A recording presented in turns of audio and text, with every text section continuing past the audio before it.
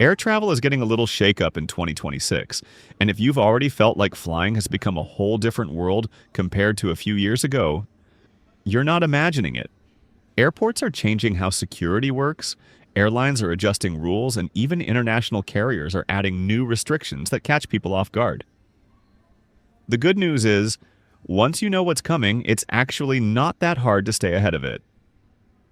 One of the biggest things to know is the real ID requirement in the United States. If you're flying domestically and going through TSA, you're expected to have a real ID-compliant driver's license or another acceptable form of identification. And here's where things get more serious. There's now talk of a fee around $45 if you show up without the right ID, and TSA has to do extra identity verification for you. That fee isn't meant to punish you.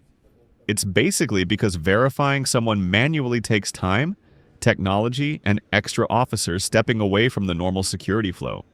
Here's the easy way to avoid that stress. If your driver's license doesn't have the real ID marking, bring your passport instead, even if your trip is domestic. And remember, the real ID rule applies only if you're 18 or older. Kids don't need it. If you're ever unsure what forms of ID count, go straight to the TSA website and check the updated list instead of trusting random headlines online. News stories sometimes mention new rules before the details are actually official, and it can get confusing fast. Security screening itself is also evolving. Many airports now use upgraded scanners that can see liquids and electronics inside your bag more clearly, which means you often don't have to pull out your liquids pouch or your laptop like the old days. The liquids rule still exists. 1 quart size bag, containers 3.4 ounces or smaller.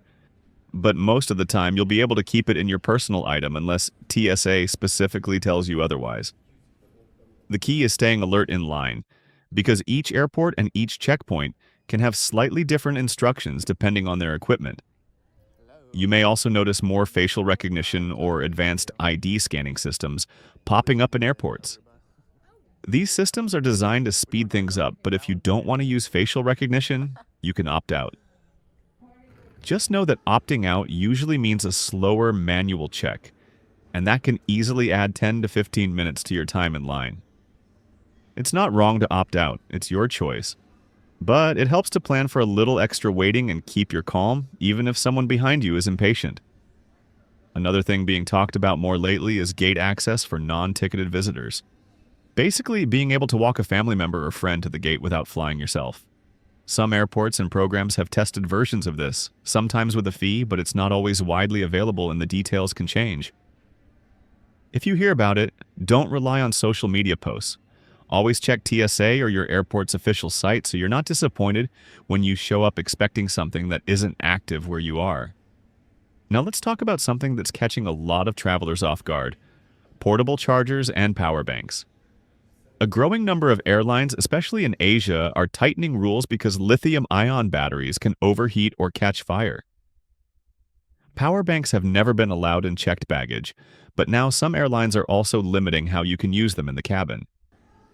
Some carriers don't want passengers charging devices with power banks during the flight, and others want power banks kept in your personal item under the seat, not tucked away inside your carry-on in the overhead bin. And honestly, it makes sense when you think about it. If something overheats under the seat in front of you, it can be handled quickly. If it overheats in an overhead bin or somewhere out of sight, it becomes a much bigger problem. So when you pack your power bank, keep it accessible. Keep an eye on it while charging and don't bury it in your suitcase. Also use a reputable brand. Cheap battery packs are where most of the scary incidents come from, and the last thing you want is a $15 charger ruining your trip. Here's the bigger truth about all of these changes. Airlines and airports are not trying to make travel miserable. They're trying to make it faster, safer, and more controlled, even if it sometimes feels like the rules keep shifting. The key is deciding how you want to handle it mentally. Flying is still one of the fastest ways to cross long distances, but it's not a luxury experience for most people anymore. It's transportation. If you go into it expecting perfection, you're going to be frustrated. If you go into it expecting a process, you'll handle it way better. And speaking of handling it better, there are a few simple habits that make a huge difference, especially if you haven't flown in a long time.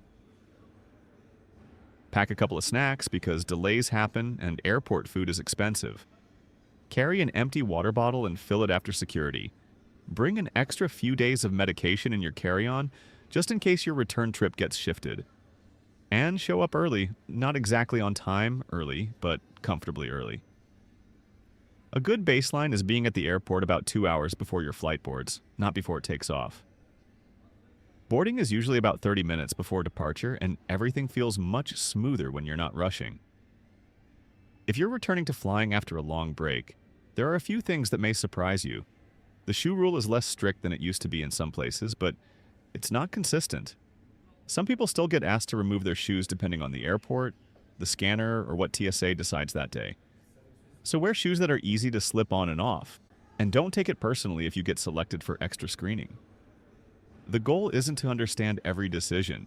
The goal is to get to your gate without losing your mind. Another must-do is downloading your airline's app. It's one of the easiest ways to feel in control. The app gives you gate changes, delay updates, boarding passes, and real-time notifications faster than email ever will.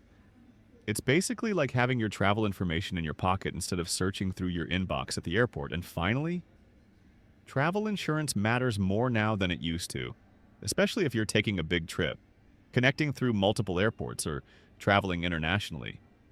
Medical coverage is a huge part of this. Many people assume they're covered overseas and then they find out too late that their regular insurance doesn't apply. On top of that, trip delay and cancellation coverage can save you a lot of money and stress. One more practical tip. Summer travel is a different beast. Airlines run aircraft non-stop in peak months, and that often means more mechanical issues, more delays, and more cancellations. If you're cruising, attending a wedding, or doing anything time-sensitive, arriving the day before isn't being dramatic. It's being smart. And when you book connections, don't cut it close. Give yourself breathing room. A tight connection might work on paper, but airports don't run on paper. At the end of the day, rules will keep changing. That's just how modern travel works. The best thing you can do is stay informed, stay flexible, and keep your perspective steady. You're not doing all this airport stuff for fun. You're doing it because you're going somewhere you've worked hard to enjoy. So, protect your energy, avoid getting dragged into negativity, and focus on the part that matters, the trip. Safe travels and enjoy wherever you're headed next.